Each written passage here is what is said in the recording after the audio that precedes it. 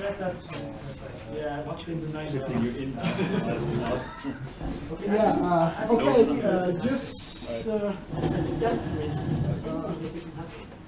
Hey guys, let's continue again.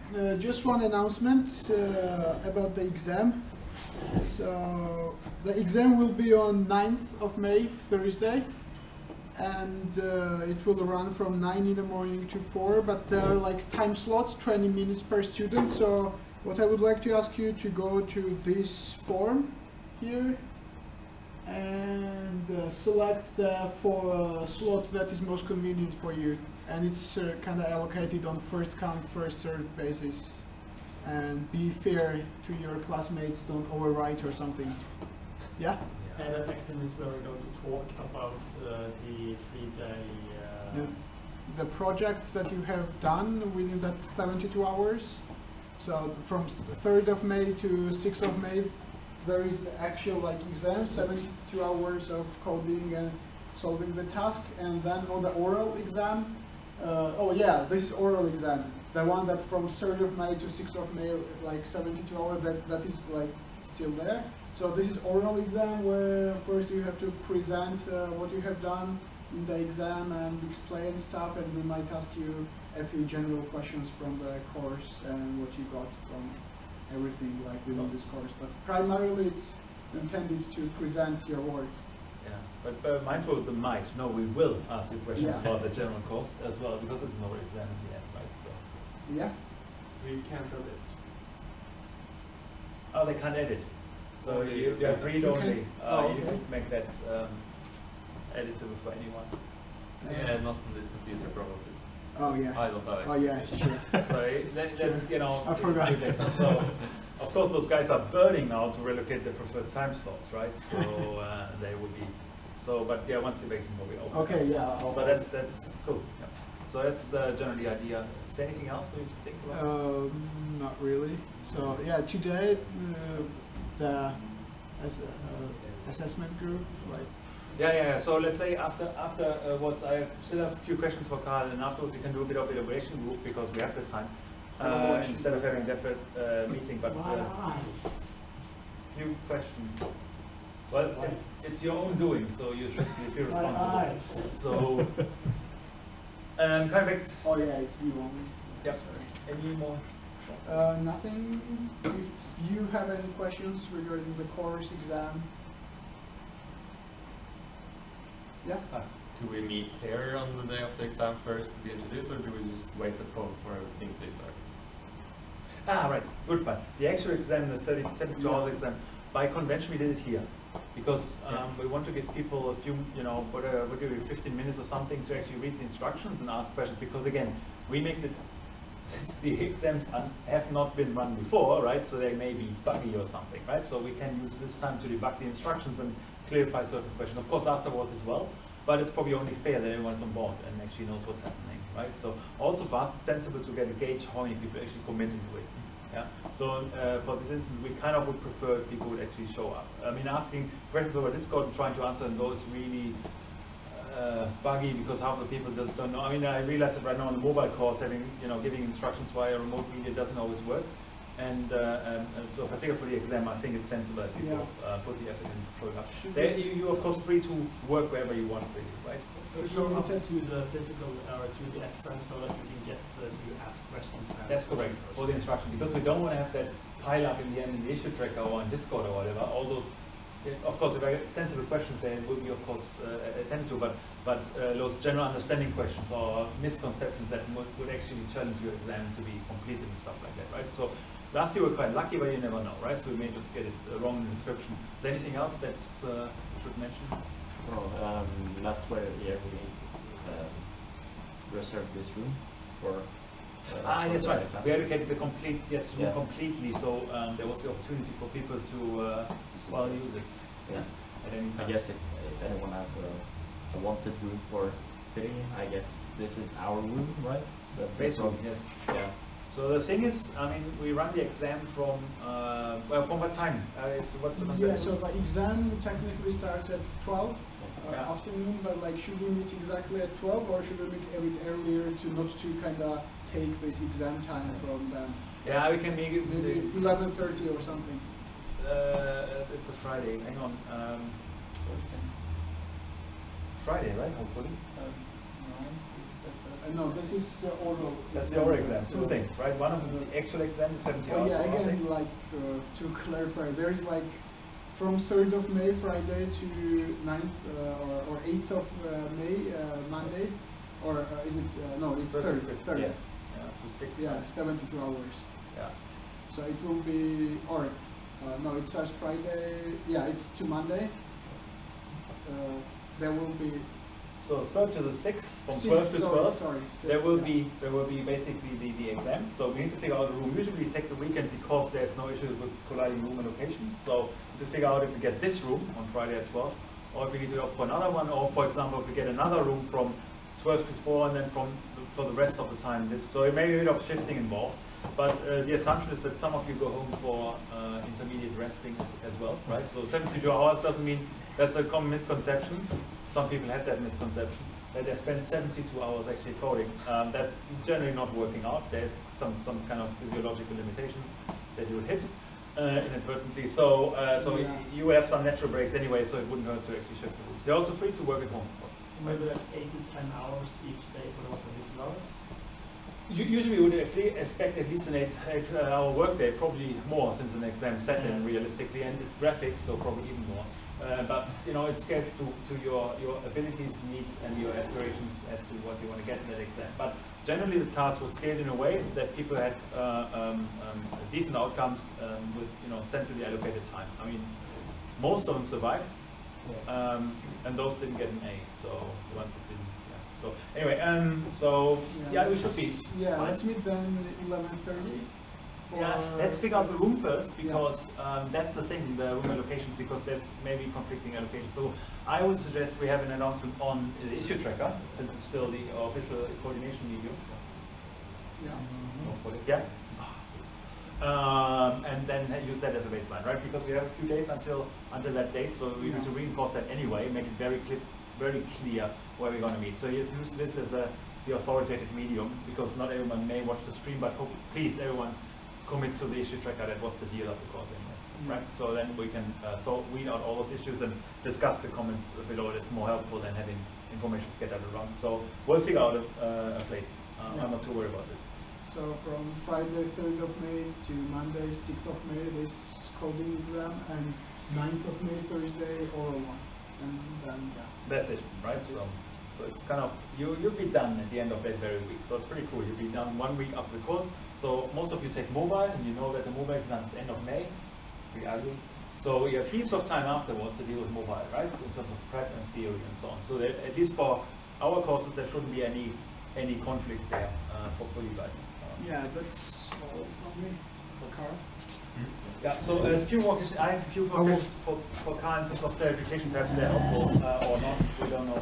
So based on your experience, right, so and what you have seen so in literature, when I followed you discussing about how you set up the buffer, right, in the first place, I felt inclined, okay, I felt inclined to think about, okay, let's build a framework around this to automate this, to reconstruct OpenGL the 3 lines of code. So do you see that development pattern or risk that people or communities will start doing that because it's so low level? There are already projects that have started. AMD has something called VKEZ, for easy mode Vulkan, which takes care of a lot of stuff for you. There's also something called Vulkan Memory Allocator, which is a library just for memory allocation that will just hide all of the nitty-gritty. It will take care of defragmentation and allocation, and it will do the reference counting if you want to map multiple buffers, so you don't can sort of like leave memory allocation aside, which helps a lot. I often use it because it helps. You still have to do low-level stuff like decide where you want things, but you at least don't have to worry about all of the details. So there are already like libraries that sort of abstract away certain parts of Vulkan or makes some parts a bit more easily accessible, I guess. So could a result of that be that this field will be very, very fragmented? So like that people buy too much into the composition of frameworks as opposed to the native Vulkan. Whereas, for example, in OpenGL, I think it's much easier to commit to OpenGL generically and then also be compatible. Your code works with me. I understand what you're doing. But if you similar to the Android fragmentation, you have so many different variants and versions, and in this case, frameworks sitting on top for different individual components of Vulkan, not Vulkan comprehensively. That it makes learning and working with it in a long term harder as opposed to easier. Well, I think a lot of the beginner material that's on the internet, at least, focuses around like using the native core library without any abstractions. So most of the beginner material covers that, and so I think most people at least will be introduced to it on that very low level. And then people often like construct maybe their own frameworks around it, or at least just utilities to help create, for example, buffers to like create functions around it. But if you abstract it too much again, then suddenly you degrade to cross-platform OpenGL. Exactly. So, and then you have to do your own driver implementation and like make all of that stuff yourself. So especially for hobby projects, that can quickly just, usually a guy making a driver can make it faster than you. So that's why I mentioned that you shouldn't necessarily just jump to Vulkan just to get performance or control, when your project might just be just fine off with OpenGL with a decent performance and all of that. But definitely if you're interested, or I guess like larger game studios will of course like have their own abstractions internally. I don't know, but I assume they do. It's only sensible to assume. In terms of learning, in order to, sometimes you decide what you invest time in, right? So if you learn something in Vulkan, it's kind of a deep end of the pool. So especially if specifications are reasonably young. I know Vulkan is not that young anymore, right? It's 2015, I believe, right? 16. Or 16. So it's quite some time. How stable do you think Vulkan is, right? For example, in OpenGL, we had this significant shift between OpenGL with the introduction of the programmable pipeline, for example, right? So, and then the question here being, do we anticipate this kind of paradigmatic shift in Vulkan now as well, or do you think that's the path of progression is relatively straightforward and stable, meaning the API as it described now will probably remain for now? Yeah, I think that like it's a relatively stable API, like especially like there's version 1.1, that's the most recent one, and then it's always backwards compatible because it's designed to be extensible. So all of those changes like that you can put on the extension pointers. If you create later versions of Vulkan, you can just attach it to the extension pointers, for example. There are some ugliness appearing already, I personally think, with some of these things suddenly, because they forgot to put in the extension pointer in the original specification. There's suddenly something called VK, not for buffers, but for something else, VK buffer created info 2, which is the number 2 after. So there are some cases where they forgot to put in like extension pointers, and where they didn't think people don't want extensions there. So there are cases where you have that now. And that's a little bit ugly, but I guess they're working around it. And but usually because of the extensibility and the backwards compatibility in the core API, I think most breaking changes will happen through extensions. So they're like opt-in instead of opt-out. Okay, that's true. It's a good point. So you think they kind of prevent this from an architectural standpoint by leaving this openness, extensibility? Interesting. Okay, that's a good pathway. Quite generic to think about. Cool. Nice. In terms of higher level frameworks, right now we're looking at DirectX, OpenGL, and Vulkan. You mentioned cross compilation as an issue or opportunity. I mean, you mentioned implicitly with the shader code here, but more generally, do you think that will emerge or be more relevant sooner than later? Because traditionally we had either this bifurcation into the DirectX world and OpenGL for games. Now suddenly we have Vulkan also in the game, and we don't know about OpenGL. It's the only open one, so it'll probably stay around. But we don't know how it's what will the future market share and so on. Do you expect more the availability of more game engines or frameworks and so on that allow compilation to either variants?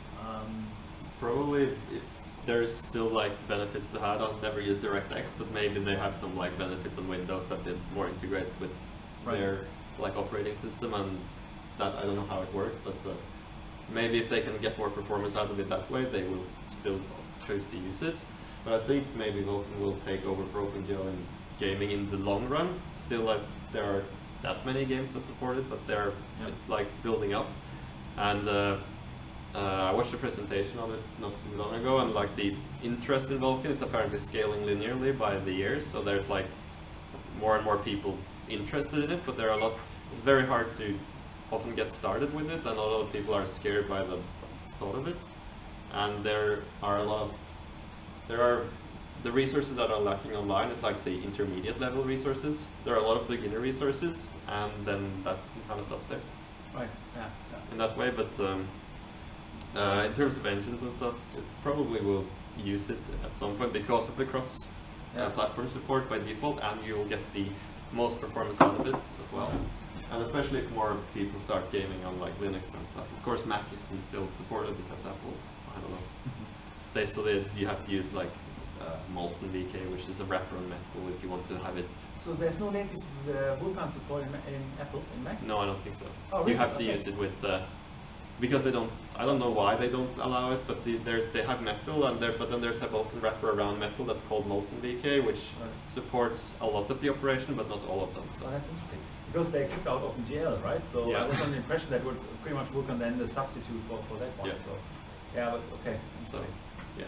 But you can't use it there if you have used the Molten VK API around it. So. Yeah, okay.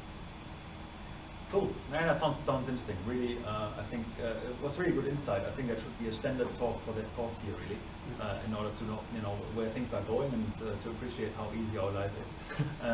But also to follow up with the developments over time, so see and also the market development. As I recall, I think like 2 years ago or something, or 1 year ago, there was only like 5 real AAA titles that would actually use a Vulkan so far, because simply the cost of development is so much higher relative to the game. Porting old engines over as well will take a couple of months. Yeah. The talk I watched again estimated around 6 months to like port an older version over. So that's of course not negligible, because the benefit may not be evident at face value, right? Especially with the current development of graphics card. But of course, if you want to exploit the performance benefits, then there's value. So in mobile, you mentioned mobile devices. That's the absolute good point there. It's a very valid. Definitely, there are a lot of mobile games coming up with Vulkan these days. So that's hot there. Which leads me back to my next course, mobile development. So in case you're keen on deploying Vulkan on mobile device, anyway, let's not go down that route for now. Cool. Well, thank you very much. That was pretty much all I just wanted to inject so people can reflect a bit on this. But thank you for your expertise. So appreciate it. Does anyone else have questions after break? Could you please just check that form whether you can edit, All right. just to make sure that it's settled?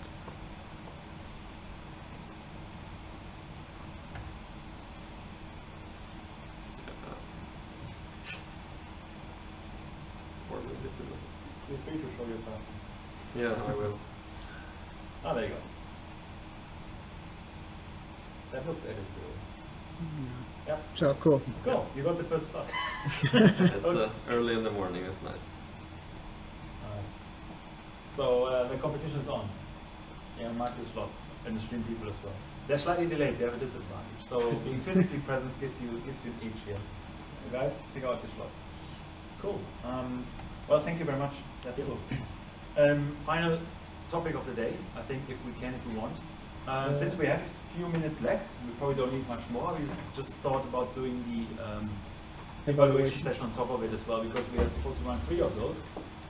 Since you seem to be the trustworthy participants, or the regulars, if you like, of this course, you're probably also the audience that we should ask first, as to what, any feedback you want to give us as of now, right? Knowing for example, having completed the first assignment and so on, and in terms of what you can improve, what is good in the course, and ideas, right? So that could be improved for the future iteration in particular. Of course, the lecture part is technically over to a significant extent. So there will be limited opportunity for refinement, but we can take any input for next week. Yeah, then the next week is off, just like to remind you. So there is no lecture, no lab next week. No, next week anyway, right? Next week is Easter. Easter, so yeah. There's nothing going on. Don't expect anything then. The week after is just basically submit a presentation of the slides, and then we are pretty much all in the prep phase. Well, presentation in a soft sense, meaning you're going here and talk about your work. That's the idea, right? So similar to the first step. So it's nothing that's explicitly formal and, you know, casual clothing is admitted. Yeah. In fact, I would encourage summer clothing, gives me slightly better, slightly better attitude. So feedback. Yeah. Shall I run the stream or can we stop that? Or That's the thing. Yeah, privacy and stuff. Stream or no stream? Because there may be a reason that you don't want to be on stream with whatever you want to say. How many were watching the stream right now? I'll get a number for that, or maybe it's valuable after anyways. Yeah. Stream. I'll check that. You can do local recording first again, and you can decide if you upload it later, if that's more sensible. But anyway, so just do local. Did we have anyone watching? I don't think so. No. It's loading, but